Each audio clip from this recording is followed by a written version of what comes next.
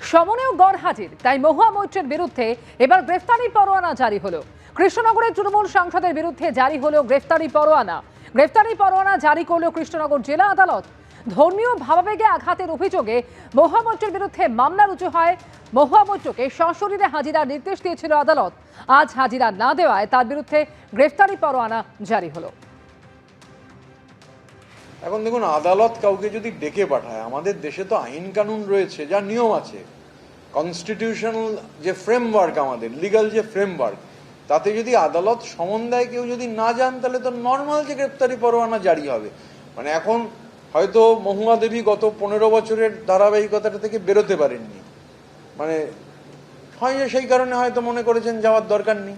26 তারিখ তার সশরীরে হাজিরার শেষ দিন ছিল, সেখানেও তিনি তার আসেননি। সেই প্রেক্ষাপটে আবার একটা সুযোগ দিয়েছিলেন জেএম থার্ড দিব্যেন্দু দাস মহাশয়, কিন্তু সেক্ষেত্রে যে আজকে তার হাজিরার সশরীরে হাজিরার নির্দেশ দেওয়া ছিল, কিন্তু সেক্ষেত্রেও তিনি আজকে আসেননি এবং ওনার আইনজীবী মারফত বলা হয় যে তাকে তিনি হাজিরা দিতে পারবেন না।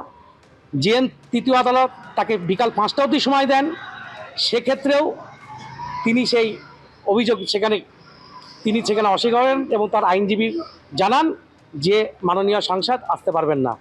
সেই প্রেক্ষাপটে কৃষ্ণনগর জেএম তৃতীয় আদালত আজকে মাননীয় সাংসদের বিরুদ্ধে গ্রেপ্তারি পরোয়ানা জারি করেন। বিমানবন্দরে বিক্ষোভ হেনস্থার ঘটনায় এবার লোকসভার স্পিকার ওম বিড়লাকে চিঠি দিলেন কালীঘাট তৃণমূলের সাংসদ সৌগত রায়।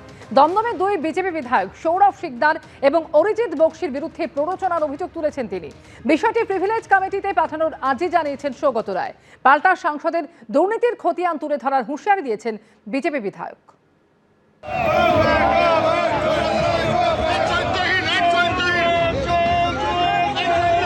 মঙ্গলবার এভাবেই হেনস্থা করা হয় কালীঘাট তৃণমূলের বর্ষিয়ান সাংসদ সৌগত রায়কে। দেখানো হয় কালো পতাকা। সেই ঘটনায় বিজেপি বিধায়ক সৌরভ শিকদার ও অরিজিৎ বক্সির বিরুদ্ধে অভিযোগ তুলে লোকসভার স্পিকার ওম বিড়লাকে চিঠি দিলেন তিনি। বিষয়টি লোকসভার প্রিভিলেজ কমিটিতে পাঠানোর আর্জি জানালেন কালীঘাট তৃণমূলের সাংসদ। মঙ্গলবার এয়ারপোর্ট অ্যাডভাইজারি কমিটির বৈঠক ছিল, যেখানে উপস্থিত ছিলেন উত্তর দমদমের বিজেপি বিধায়ক সৌরভ শিকদার ও দমদমের বিজেপি বিধায়ক অরিজিৎ বক্সি। সেই বৈঠকে যোগ দিতে যান কমিটির চেয়ারম্যান দমদমের তৃণমূল সাংসদ সৌগত রায়। বুধবার লোকসভার স্পিকারকে চিঠি দেন সৌগত রায়। তিনি লেখেন, লোকসভার সদস্য হিসেবে আমার নিরাপত্তা নিশ্চিত করা এবং পশ্চিমবঙ্গের আইন শৃঙ্খলা পরিস্থিতি তুলে ধরার জন্যই এই চিঠি। এয়ারপোর্ট অ্যাডভাইজারি কমিটির বৈঠকে ঢোকার সময় স্থানীয় 2 বিজেপি বিধায়ক অরিজিৎ বক্সি এবং সৌরভ শিকদারের প্ররোচনায় প্রায় 50 জন মানুষ আমার গাড়ির পথ আটকে দেন। তারা আমার গাড়িতে ধাক্কা মারেন এবং গাড়ির গায়ে ও কাচে আঘাত করেন। আশপাশে কোনো পুলিশ বা সিআইএসএফও ছিল না। বৈঠকে বক্তব্য রাখার সময়ও ওই 2 বিধায়ক বাধা দেন। বৈঠক থেকে বেরোনোর পর ফের পথ আটকানো হয়। পরে পুলিশ ওই পরিস্থিতি থেকে উদ্ধার করে। আমার একটাই প্রশ্ন, বিরোধী দলের সাংসদরা কি নিজেদের নির্বাচনী কেন্দ্রে বৈঠকে যোগ দিতে পারবেন না? দয়া করে আমাকে বলুন, এই পরিস্থিতিতে আমার কি করা উচিত? সম্ভব হলে বিষয়টি প্রিভিলেজ কমিটির কাছে পাঠানোর অনুরোধ করছি। আমি এয়ারপোর্টে একটা মিটিংয়ে যাওয়ার পথে কিছু দুর্বৃত্ত আমার গাড়িতে হামলা করে আমার ড্রাইভারকে মারে, বেরোবার পথেও আবার হামলা করে। এনিওয়ে, আমি কালকেই ইমেলে এফআইআর করেছি এবং সেই এফআইআর এর কপি পাঠিয়ে স্পিকারকে বলেছি যে আমাদের কি কোথাও যাবার স্বাধীনতা থাকবে না? একটা লোক যাকে ক্যামেরাতে হাত পেতে টাকা নিতে দেখা গেছিল, তাকে চোর না বলে কি বলা উচিত আপনারাই সাজেস্ট করে দিন। আমি চাইবো মাননীয় ওম বিড়লাজির অফিস থেকে যেন এটার একটা এক্সপ্লেনেশন চাওয়া হয়।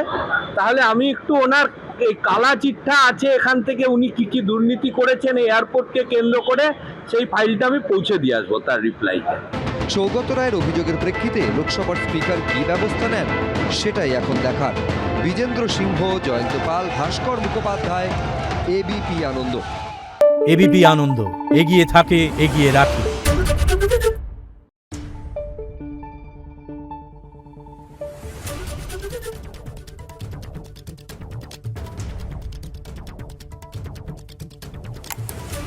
Thank you.